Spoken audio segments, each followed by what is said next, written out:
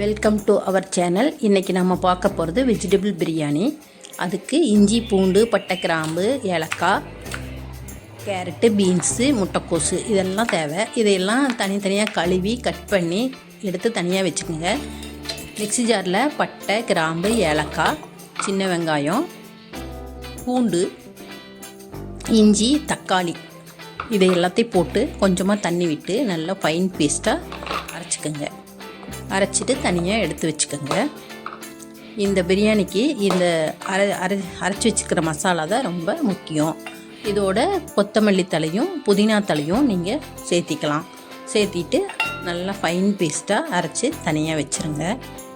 குக்கரில் எண்ணெய் விட்டு பிரிஞ்சி இலை, வெங்காயம், பெரிய வெங்காயம் கட் பண்ணி வச்சுக்கோங்க. அதை போட்டுட்டு நல்லா வதக்கி விடுங்க. நல்லா எண்ணெய் பிரிஞ்ச வர அளவுக்கு வெங்காயம் நல்லா ப்ரௌன் கலராக ஆகிற அளவுக்கு நல்லா வதக்கி விட்டுட்டு அரைச்சி வச்சுருக்கிற மசாலாவை அதில் போட்டு நல்லா கிளறி விடுங்க. எண்ணெய் நல்லா சுண்டி வர்ற அளவுக்கு நல்லா கிளறி விட்டுட்டு அதோட தனி மிளகாய்த்தூள் தேவையான அளவு போட்டுக்குங்க. போட்டுட்டு அதையும் நல்லா கிளறி விட்டுட்டு கட் பண்ணி வச்சுக்கிற காய்கறிகளை அதில் ஆட் பண்ணிவிட்டு நல்லா ஓரளவுக்கு வேகிற அளவுக்கு அரைப்பதம் வேகிற அளவுக்கு நல்லா கிளறி விட்டுக்குங்க.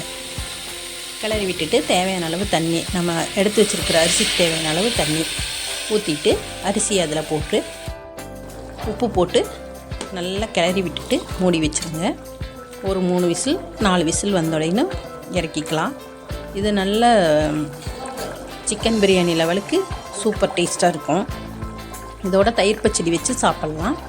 வேக வச்ச முட்டையும் நம்ம இதோடு சேர்த்து சாப்பிட்டுட்டா ஒரு ஃபுல் மீல்ஸு சாப்பிட்ட ஒரு ஃபீல் நமக்கு ஏற்படும். இந்த மாதிரி வெஜிடபிள் பிரியாணி கடையில் வாங்குறத விட நம்ம வீட்லேயே செஞ்சு சாப்பிட்டோம்னா நல்லா சுவையானதாகவும் இருக்கும், உடம்புக்கும் நல்லது.